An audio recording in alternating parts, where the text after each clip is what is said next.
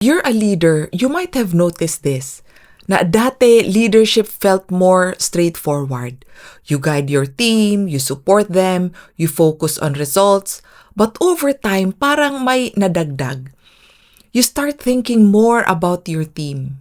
Not just their work, but their situation, their struggles, even what might be happening in their personal life. At napapansin mo, mas invested ka na, mas concerned, mas involved. And without really planning it, you begin to take on more than your role. Na hindi lang leadership, parang may bit-bit ka na hindi naman talaga para sa'yo. And if you've experienced that, this episode will help you understand why that happens and what actually needs to change. Most of us were taught that when life gets harder, the answer is to think harder. But many of the biggest breakthroughs in my life didn't come from thinking more. They came from understanding the mind and learning how to quiet it. If you're a business owner, leader, or professional dealing with stress, uncertainty, and the challenges that come with growth, you're in the right place. In this podcast, I share realizations about life, work, and the mind, and how quieting the mind helps us think more clearly, make better decisions, and take focused, effective action. Welcome to Realizations with Clarissa. I've been leading since 2011 and honestly, nung nagsisimula pa lang ako, I carried everything and everyone. Ako lahat.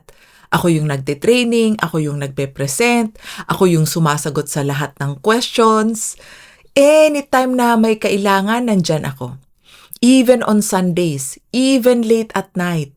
And at first, it felt like I was being a good leader because I believed that good leaders do things for their team para hindi sila mahirapan.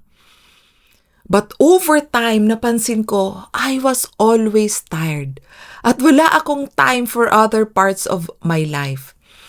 At ang mas mabigat pa doon kasi I wasn't just carrying the business. Dala-dala ko rin ang buhay ng mga nasa team ko sa isip ko. Feeling ko, ako yung kailangang umayos ng buhay nila. Na if someone in my team had a problem, maybe sa health, sa pera, marriage, mental health, parang automatic yung isip ko sasabihin, responsibility ko to. Kailangan ko silang tulungan lahat. Kailangan kong ayusin ang problema nila. And then, something even heavier happened kasi I became attached to their success. Na kapag nag-succeed sila, okay ako. Pero kapag hindi sila nag-succeed, ang bilis ng shift sa isip ko na, maybe I'm not a good leader. Kasalanan ko to. May mali sa ginagawa ko. Or worse, pag may umalis sa team, sabi ng isip ko, I failed them. And that hits differently. Kasi hindi lang siya emotional. It affects how you lead. You lose energy. You lose focus. You start doubting your decisions. And ironically, the more you try to carry everything, the harder it becomes to actually lead well. And here's what I did not see before. Because I was doing everything for them, they were not learning what they needed to learn. They were not developing confidence. And that alone became one of the biggest obstacles to their success. Because if I'm always there doing everything, then they don't get the chance to figure things out. They don't get the chance to grow. And it also created another problem. Kasi if I'm not there, nothing happens. Kasi ako lang yung magaling, ako lang yung may confidence, ako lang yung marunong. So, their results suffer and my results suffer as well. And I see this a lot with Filipino leaders that I work with because naturally maalaga tayo. We care deeply. We treat our team like family. And that's a beautiful strength. Pero minsan, it quietly turns into this belief na if I really care, I should carry them. And this was the shift for me kasi I realized na I don't have to carry everything. Hindi ko kailangan maging solusyon sa lahat ng problema nila. My role is not to carry. My role is to lead. So instead of doing everything myself, I started teaching. I started trusting.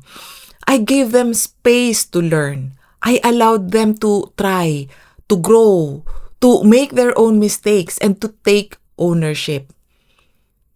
At anong nangyari? Biglang dumami yung leaders. Hindi na ako lang. And mas maraming naging confident, mas maraming marunong, mas maraming nag-i-initiative. And for the first time, leadership felt lighter. But the biggest shift wasn't just what I did. It was how I handled my thoughts. Kasi dati lahat ng pumapasok sa isip ko, pinapaniwalaan ko. Thoughts like, if they fail, it means I failed. I need to fix their problems. I need to help everyone.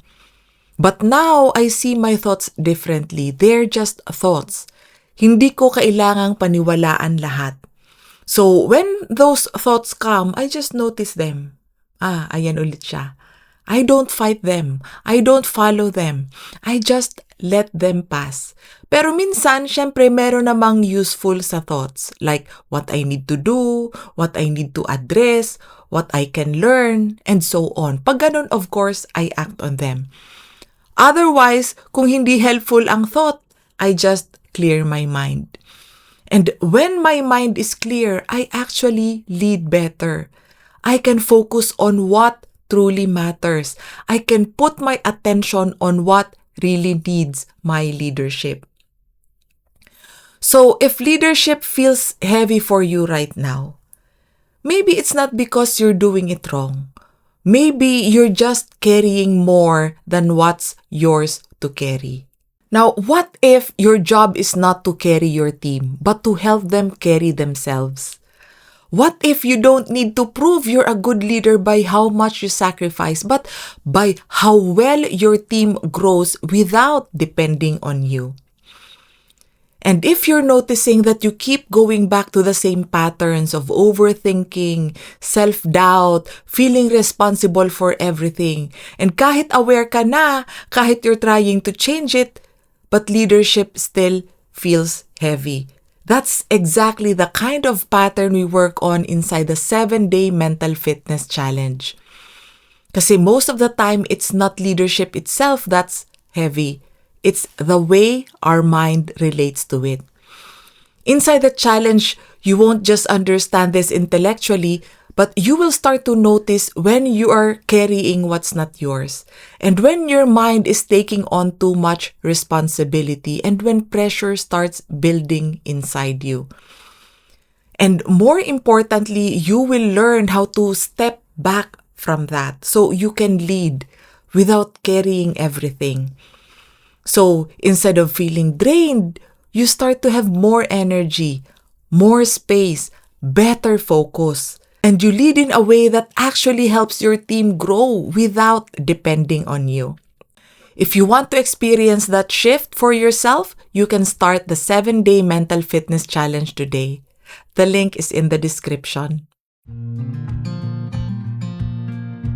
Kung nakaka-relate ka sa episode na to, follow or subscribe to the podcast so you don't miss future episodes. And if you know someone who might find this helpful, feel free to share it with them. And thank you for spending this time with me. I'll see you in the next episode of Realizations with Clarissa. And keep building your mental fitness. Because a stronger mind helps us live better and work better.